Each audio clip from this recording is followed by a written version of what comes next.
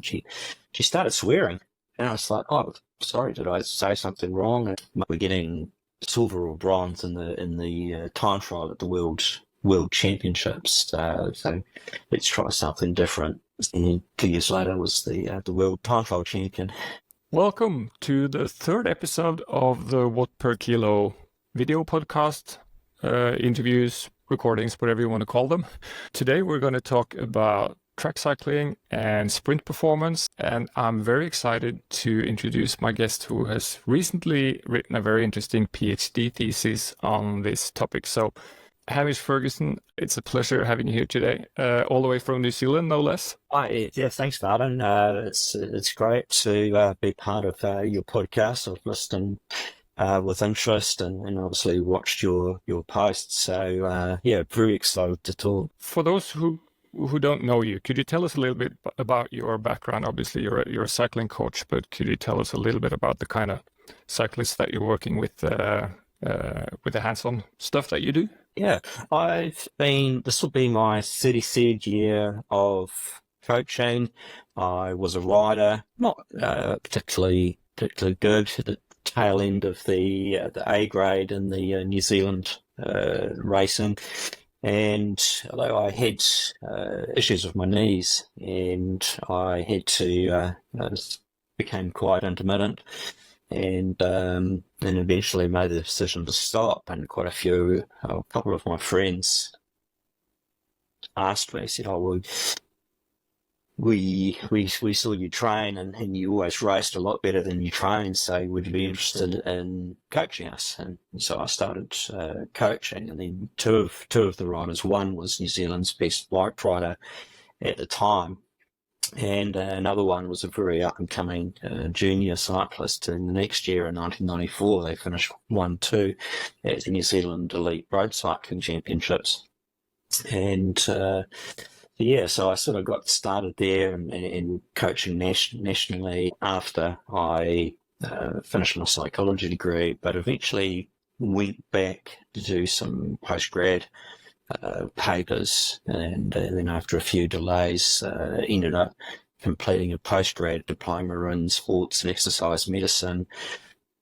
And with the grades I got from there, I was able to then move on to a master's degree where I used the training stress score and the performance manager metrics from the Training Peaks terminology. And so I completed a master's degree and then kept in the loop in terms of academia, and decided to do a PhD. So I spent 5 years completing that, all in the meanwhile coaching cyclists. So coaching primarily road cycling, but then started coaching a lot of track cycling, just recently taken on quite a few mountain bikers, and for one stage I was coaching all of New Zealand's top downhill cyclists, which is very little to do with physiology, more to do with psychology, and just basically going crazy downhill. And I had one rider win a bronze medal at World Champs in the downhill just because it was a crazy day, and he was one of the ones who managed to stay upright in the rain, finish the bronze behind Denny Hart. So that was quite exciting. But I coach, a wide range of juniors, elites, and masters cyclists. I'm sitting here thinking when I'm listening to you, what makes an experienced coach make all the sacrifices that are involved with doing a PhD, going back to uni basically, and spending so many years going through red tape, and it's such a big undertaking. What was it that motivated you to go back and dive into the depths of track cycling? Oh, a lot of it's just out of risk. I've always been fascinated by the sports science research. I should have been studying for my psychology degree I ended up going through the paper. This was back in time, all the sports science, in particular the exercise physiology papers. It was all heart rate and lactate then, and watts were just what you used to determine the stages in an anaerobic threshold test.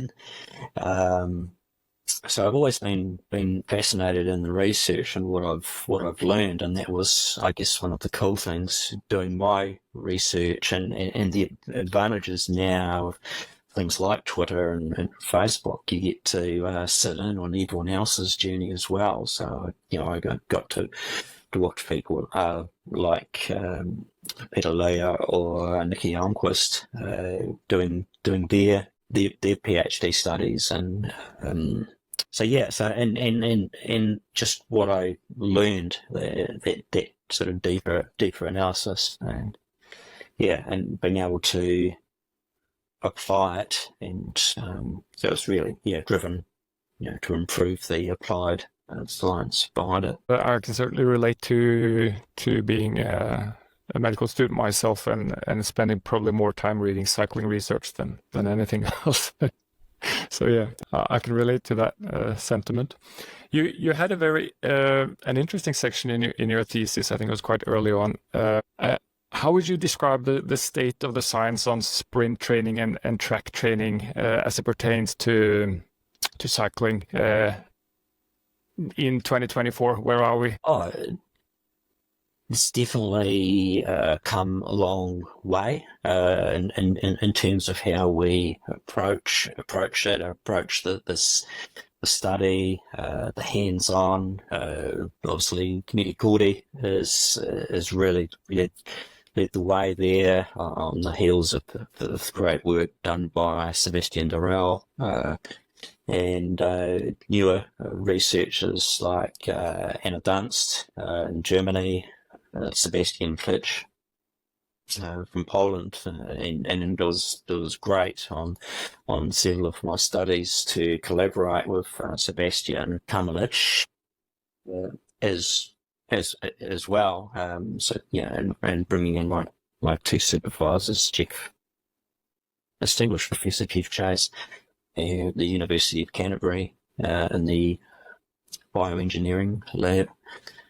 I did my research, and Chris Harnish, an American researcher at the Mary Baldwin University. He's just left that, and he's stepping up the more applied.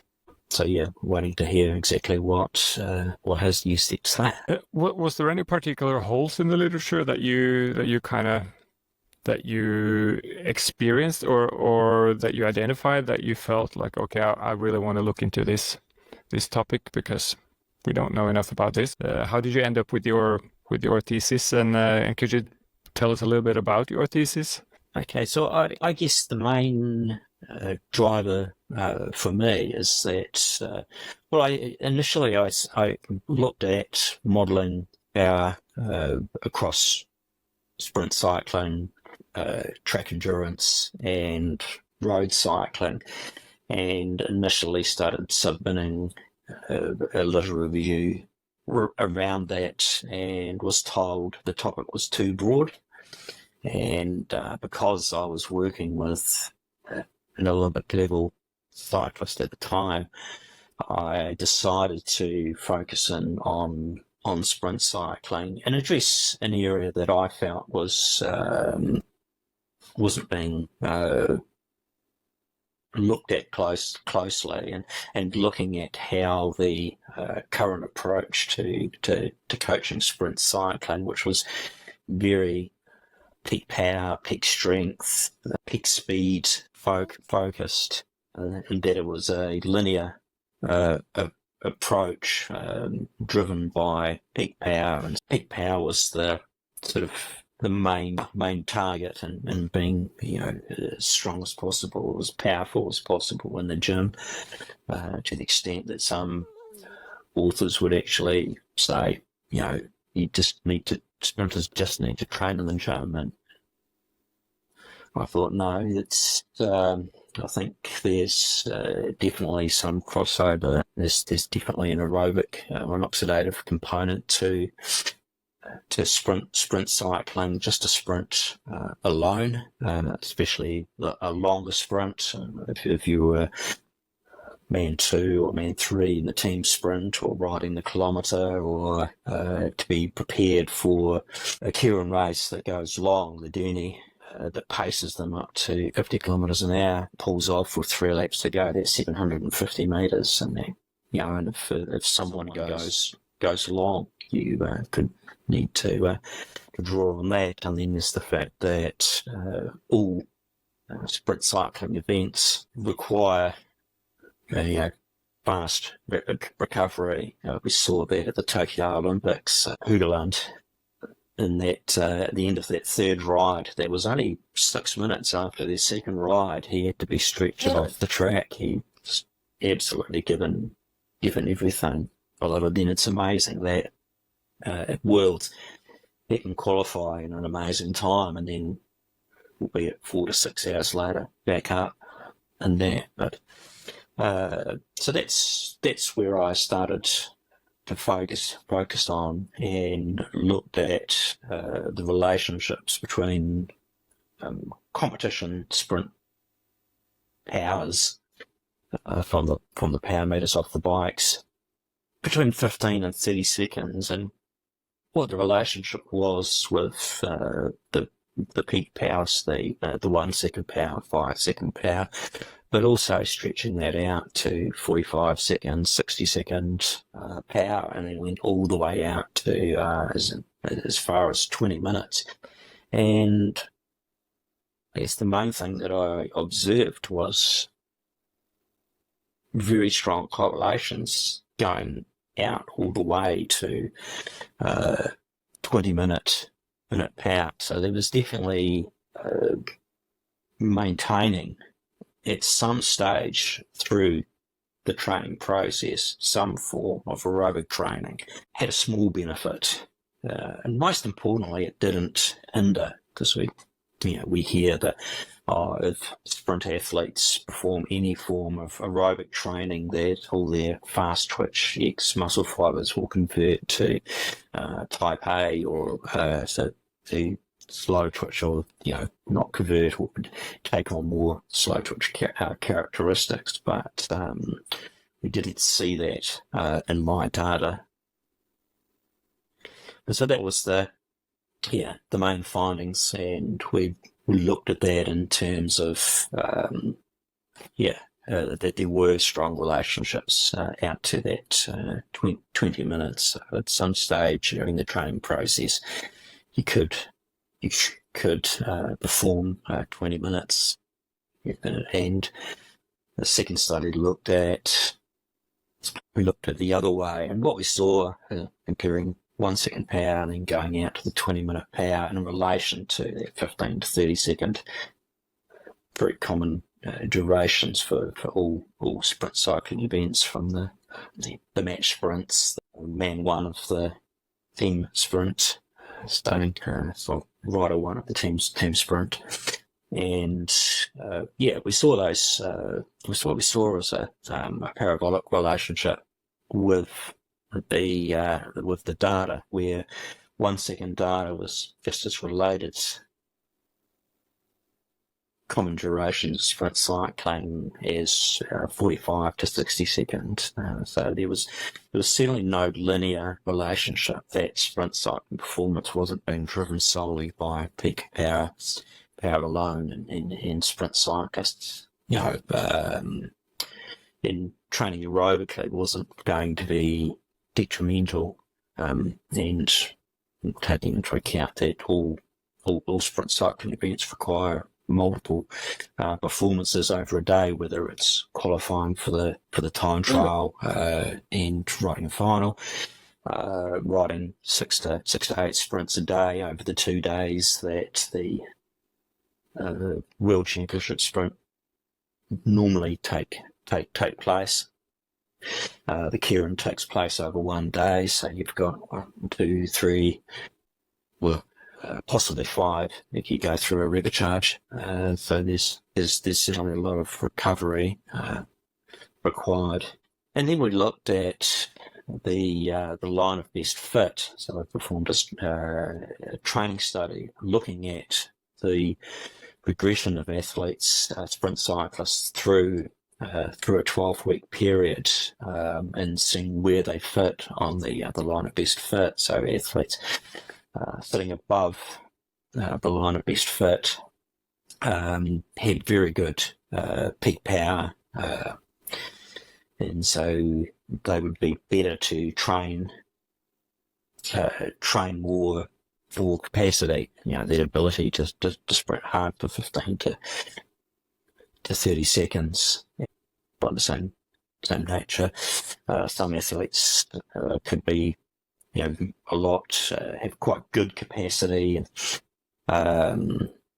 they are sprint hard for 15 to 30 seconds, and so they would benefit from targeting their peak powers. It's not saying that all sprinters need to be performing or overpower, but some, would definitely benefit from it, and others would benefit from lifting their peak power.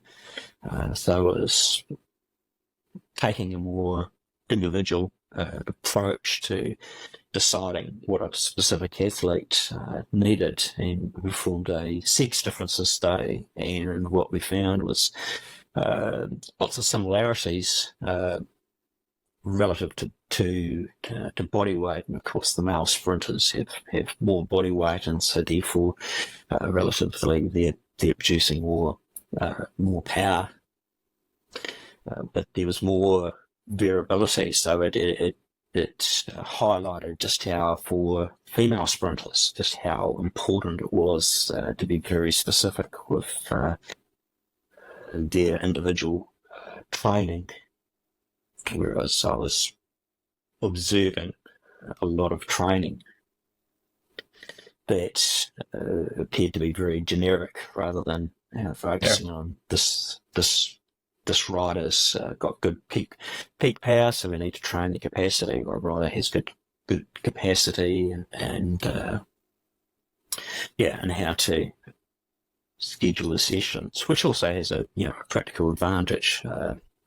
Certainly observing the New Zealand program and talking to the high performance coaches, they've got to book their track time, training time. They've got to work in with the other squads, the endurance squads. There's typically 3 squads running at a time, and using very limited resources of track times, having the individuality of training, and how long they've got to recover. It's got to fit in with the other squads as well. So it's it's one thing for the science to say this, but it's also got to be practical.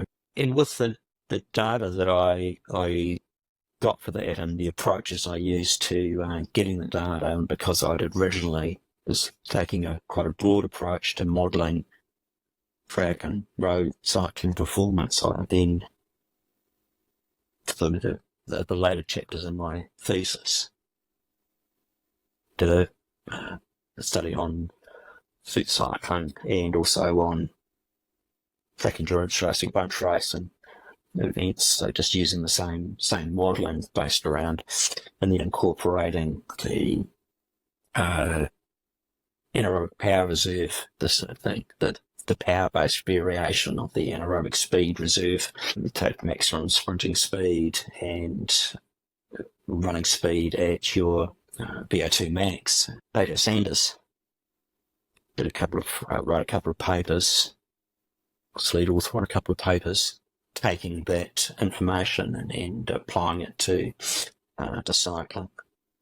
So I incorporated that for the track endurance, for the bunch race, and also incorporated the critical power model. And just because it's been brought up, I've always been heavily influenced by Dr. Andy Kogan and a lot of the metrics that he's, I'd like him sort of taking with a grain of salt a lot of the negative attitudes towards things like functional threshold power and training stress scores, and just how they're applied.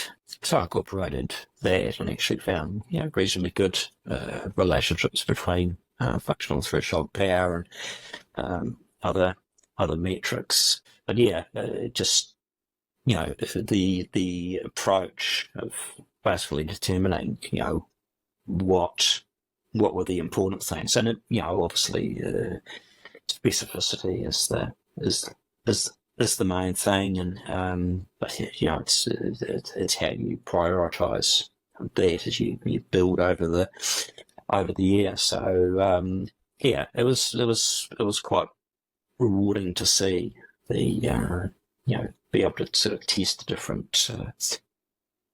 different models that are being used, and I guess at the end of the day, it was for sprinting. The obvious thing is, sprinters generally performing between 15 to 30 second.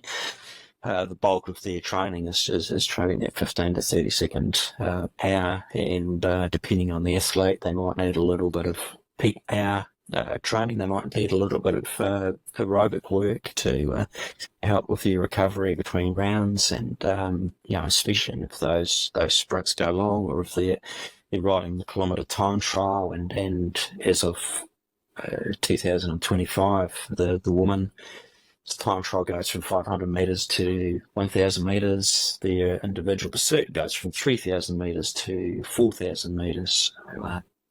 Those athletes are going to need a bigger base of aerobic fitness to be able to sustain those events.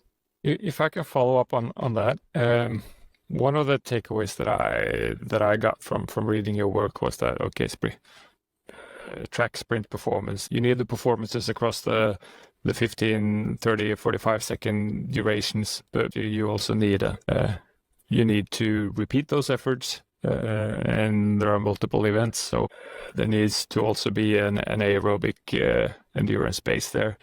If we were to get practical, what's the relationships between the typical aerobic and classical endurance work that they do in the training and the pure sprint across very short durations?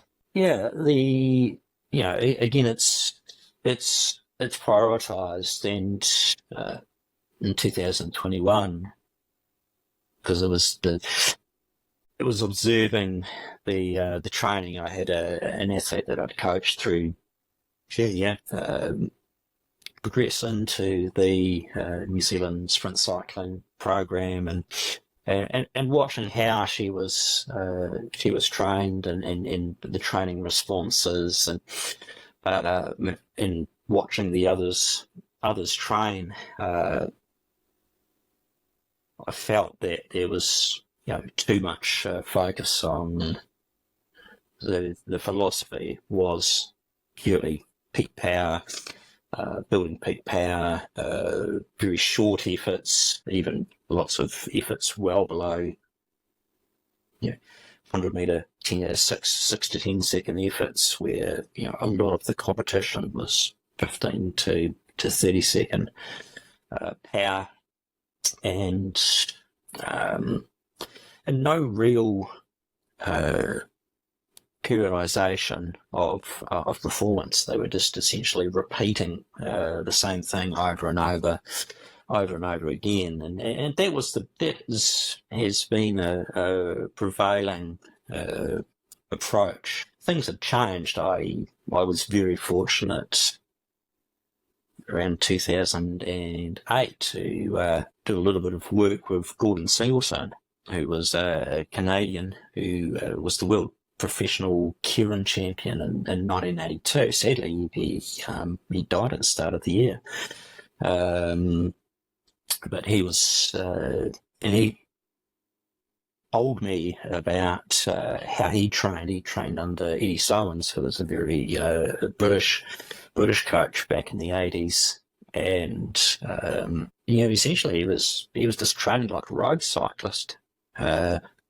And as he come closer and closer to the world championships, he would just focus more and more on sprint cycling and achieve some great results.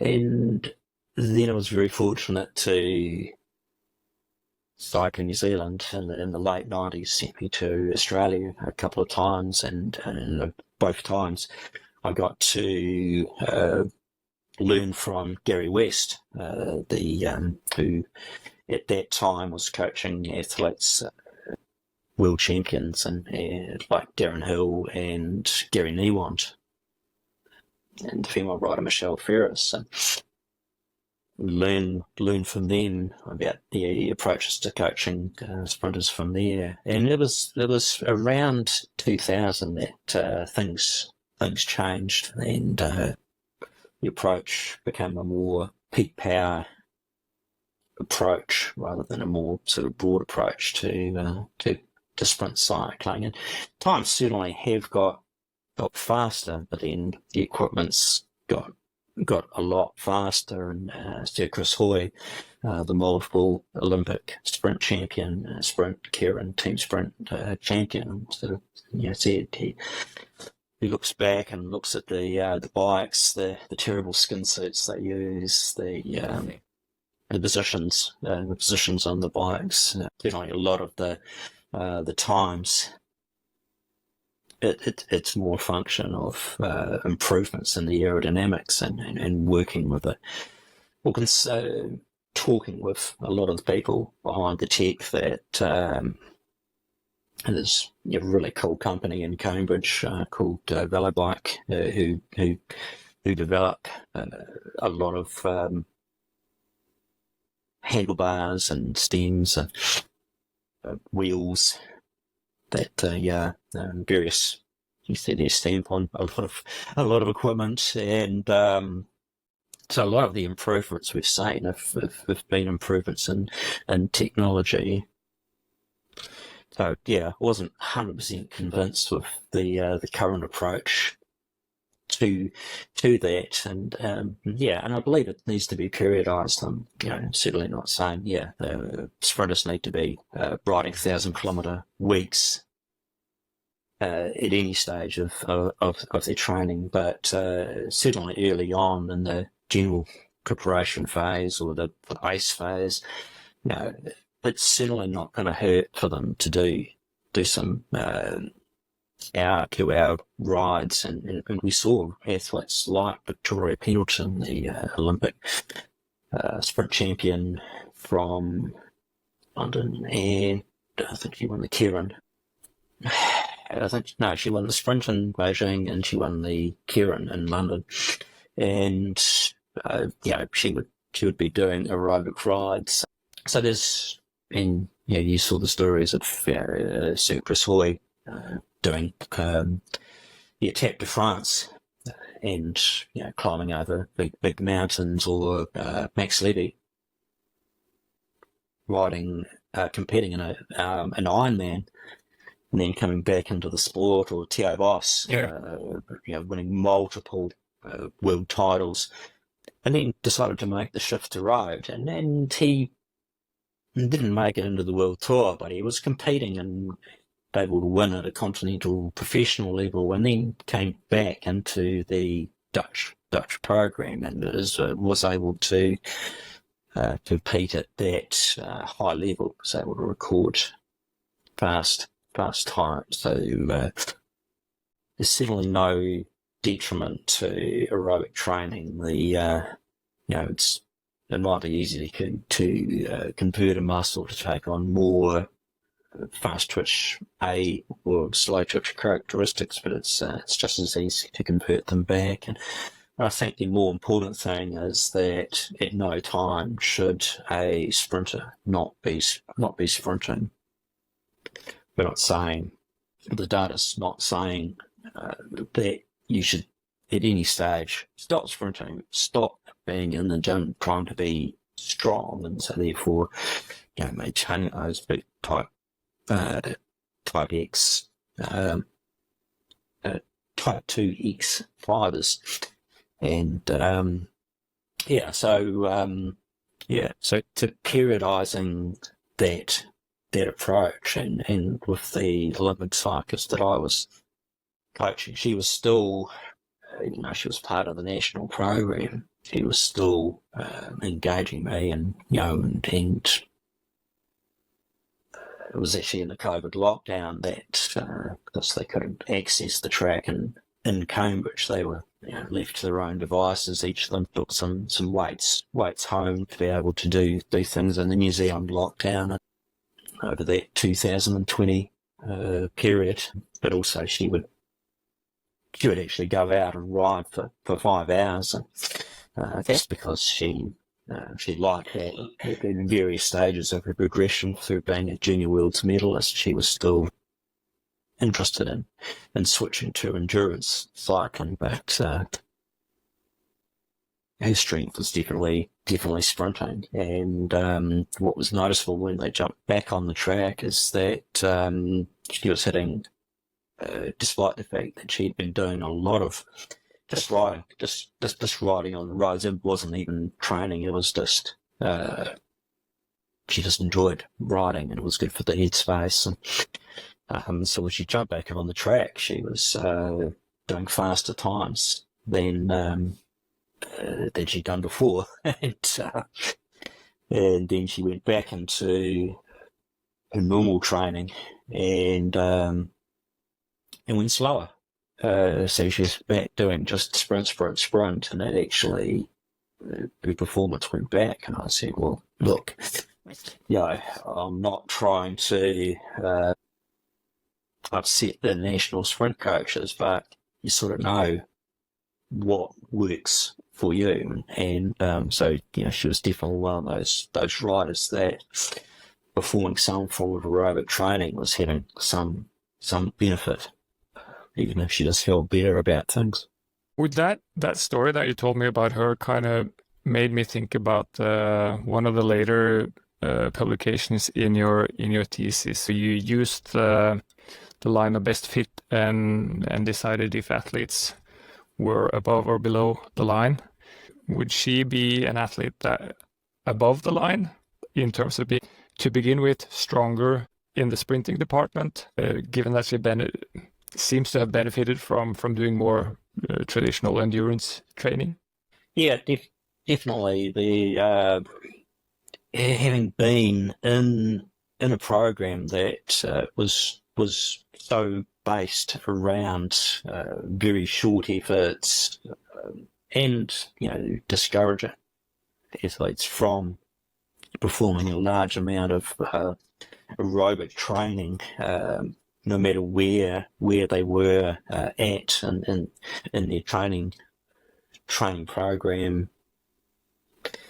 You could definitely see that, and that was the thing to me. It was just that she responded very fast to that sprint training. So she was, it wouldn't have taken long, even if she deprioritised her sprint training and performed more aerobic training, and got those that sort of transfer of those type 2X fibers to type 2A, or type 2A to more slow twitch characteristics. So no matter what she was doing, when I was hands-on coaching her as a junior, even the extent that went into a minor championship, focused on endurance events, and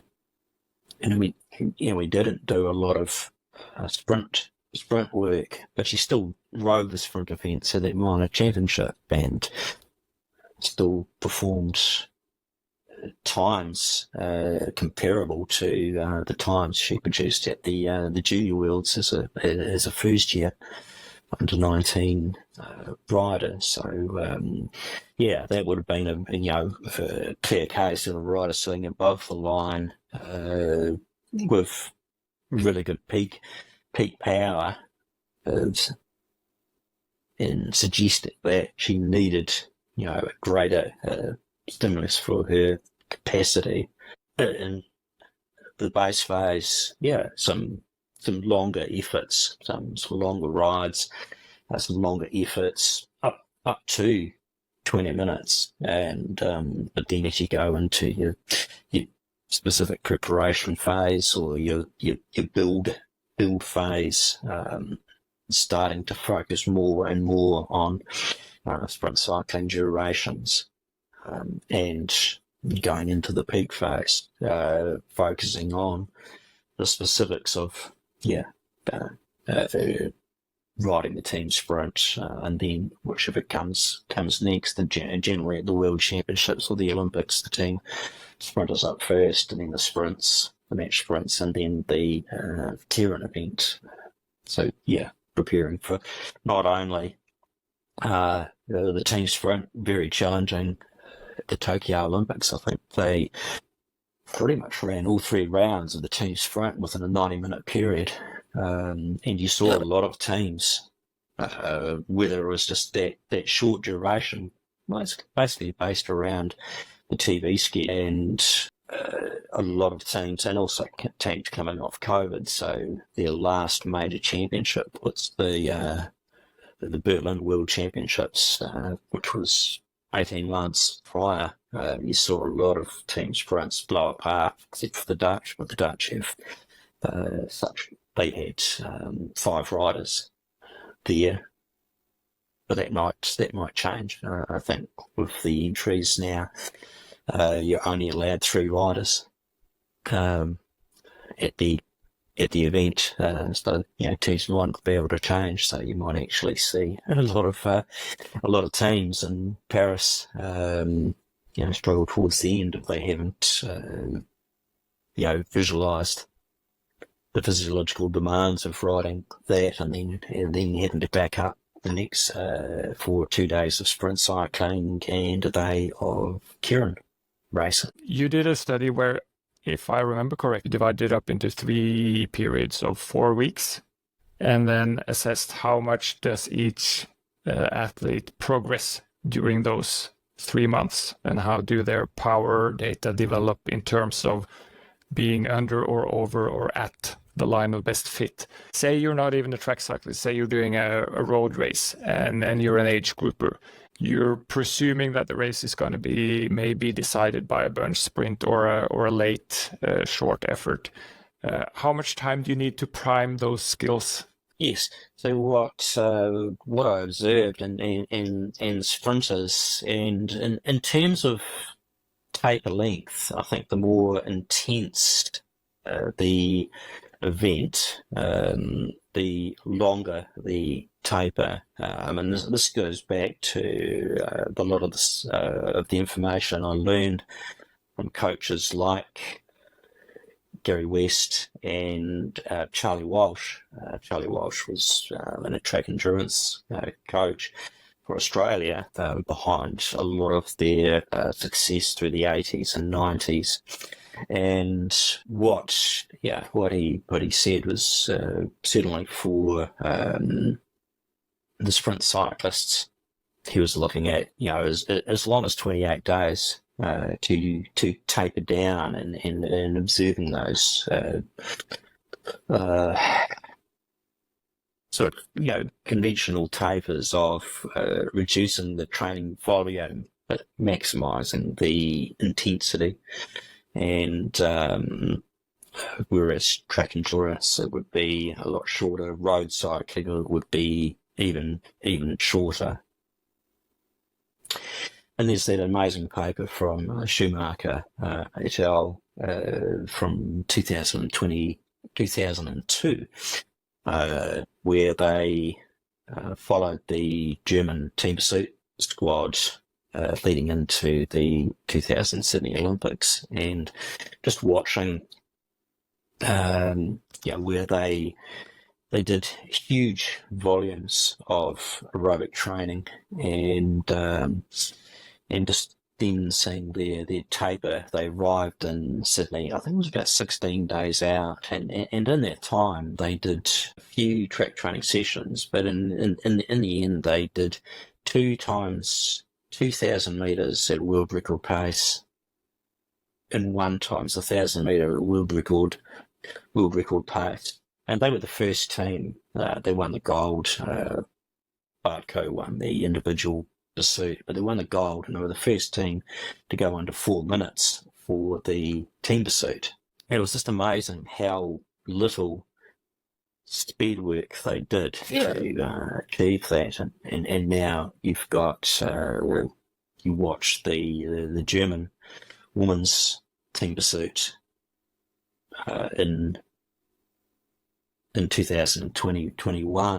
Essentially come out of nowhere, but I'm a huge fan of the women's road cycling. It just gets better and better every year, and New Zealand have got riders like Nii Fisher-Black, Michaela Harvey, Kim Cudzel, all performing really well. So it's Henrietta Christie and Ella Wiley, all performing exceptionally well, and so I'm sort of watching it religiously, watching them compete, and you went back and you saw a lot of the German women, even though they weren't on big teams, racing. So when they were racing in Switzerland or racing in Germany, these women would be up front, and that translated into that. And you see it with the men, with Filippo Ganna, winning the individual pursuit at Worlds 4:14 for the 4,000 metres, and then he joins Ineos and starts racing at a professional level when his times drop down below 4 minutes 10, and then he starts doing stage races and his times drop down to a low 4 minutes, and then he starts riding Grand Tours, and he sets the world hour record and breaks 4 minutes.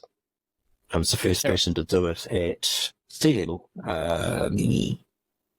on very little training, and just the way he was able to ride the team's pursuit. Unfortunately, destroying the New Zealand team's ambitions of gold in the semi-final at Tokyo.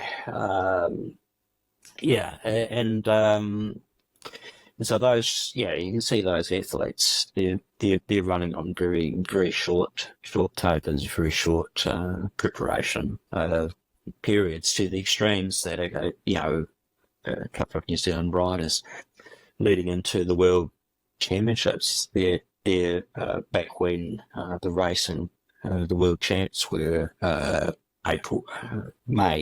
March, sorry, and their team said, we need you for these races, so you've got 2 days to prepare for the World Champs. So they were essentially a 2-day taper, but they still were able to perform on their world level, coming in with that really good base of fitness, professional level racing, and able to switch on the for the racing. So it's amazing how fast that speed can come up under those taper conditions. But certainly sprinters, a long taper relative to the endurance athletes, because the endurance athletes won't have the higher speed potential as it is, by the same token as saying sprint cyclists will benefit from some aerobic training. They've got very little aerobic capacity, so it's not going to take much to maximise their aerobic or oxidative potential. By the same token, road cyclists, they should be doing some form of sprint training, gym work, but again, it's not going to take much to achieve their strength or peak power potential. Say I'm an average age grouper, and I want to sharpen my finishing abilities towards a championship. Would 4 to 8 weeks of adding some more sprint-specific work go a long way in improving my abilities if I'm a total average sprinter in the first place? Yeah, it's.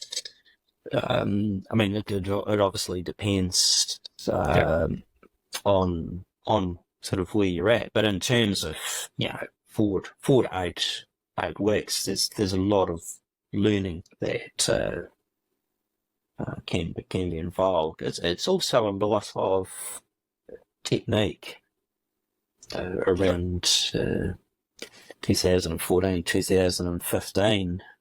Marco Pinotti was Linda Willemsen, Danish rider who relocated to New Zealand, and Marco, said, "Look, we're getting silver or bronze in the time trial at the World Championships. So let's try something different." So he said, "Well, what about some track cycling training?" As well, she was based in Christchurch. Her New Zealand manager said, "Oh, Hamish, can you do some work with her?" And we took it down to the track, and we practiced some standing starts, and I just went through, well, this is how Basuda does the standing start, and she started swearing, and I was like, "Oh, sorry, did I say something wrong?" And then she, no, I just realised how I lost the medal at the London Olympics, and Yes.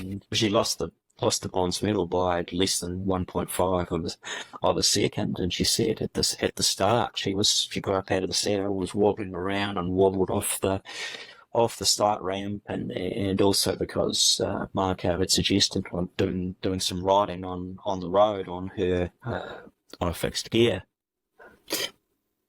She ended up pedaling, learning to pedal further into and pedaling faster out of corners. And 2 years later was the world time trial champion. Uh, so a lot of technical gains as well, and certainly the sprinting.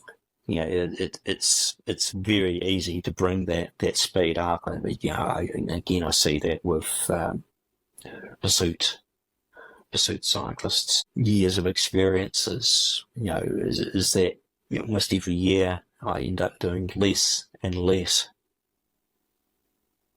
time or days out from a championship, but demanding more intensity out of those sessions. Yeah. So if we have the luxury of an indoor track to do the track training, we've got direct comparisons that we know. Or for me, on the Christchurch track, which is an outdoor 400 concrete track, very wind affected, slow as, bumpy. We sort of fall back on the power out of data. Sorry. And but we've got relative sort of times by comparison. But if anything, it's been less time, but a real focus on more intensity when we're trying to peak. And so that's the opportunity for, whether it's an experienced cyclist, to refine things.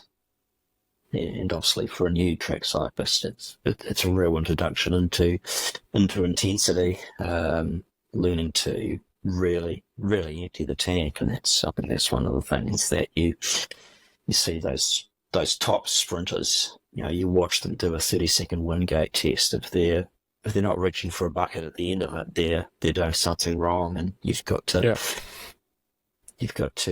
basically find ways to teach them how to really find that deep, dark place that they've got to put themselves in to get that maximum performance. You mentioned the lesser use of peak power work. Has your coaching or the way you work with your athletes changed based on the experience that you've gathered from doing your PhD?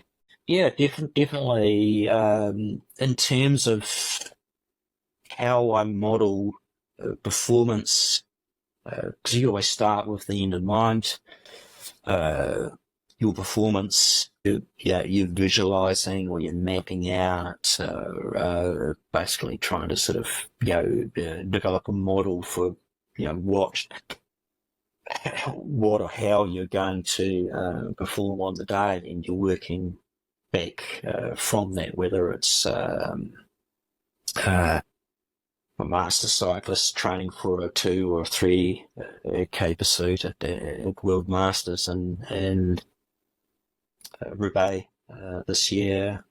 Got a mountain biker at World Mountain Bike Champs and Andorra.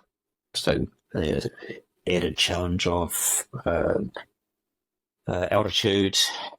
It can also get really cold, really fast. Road Worlds in late September in Zurich, where again the weather could be quite mixed. We already know the courses. We know the road race courses, or the time trial courses, dead flat, very straightforward, not a lot of turns, or no turns at all. In fact, for the under-19 women's race that I'm a rider confirmed in, even the road race doesn't look amazingly technical by comparison to Glasgow last year, where there were 40 plus corners. No straight was longer than 900 metres.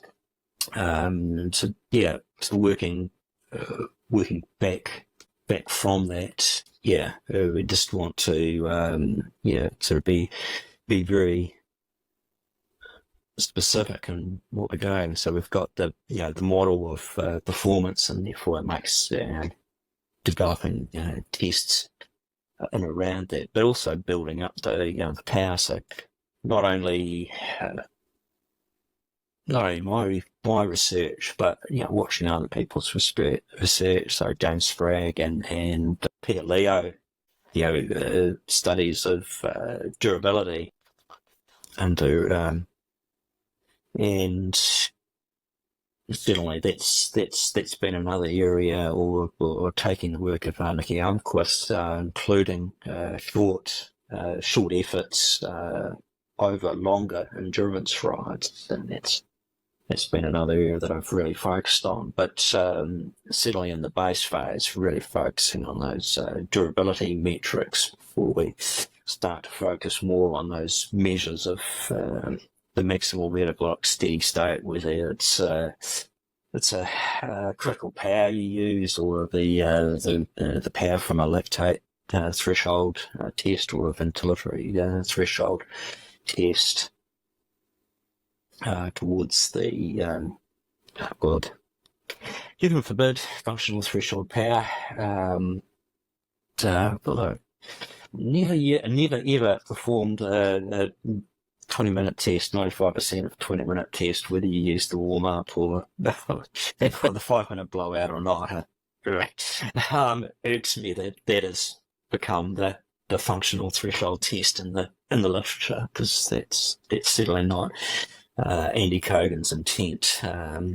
Wasn't his test. But before you focus on the specifics, so I've got an under-19 woman doing the 15-kilometre time trial at Worlds, and then 2 days later she's got a 75-kilometre road race, which will take around 2 hours. It's got some two fairly decent climbs, so that's quite hilly. So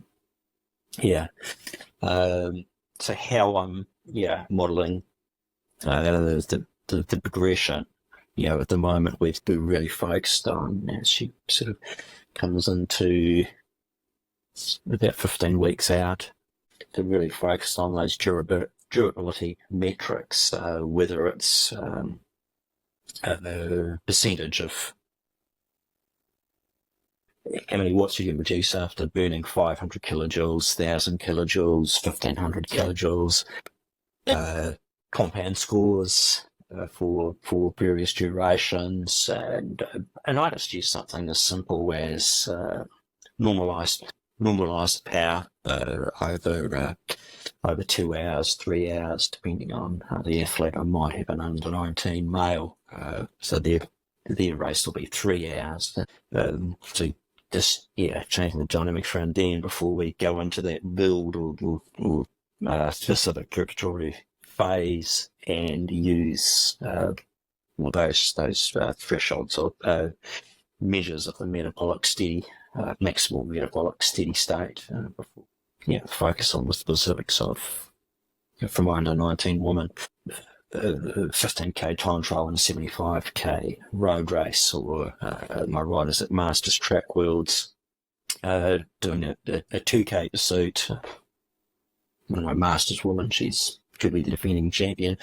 She's the world record holder for that for her age group, and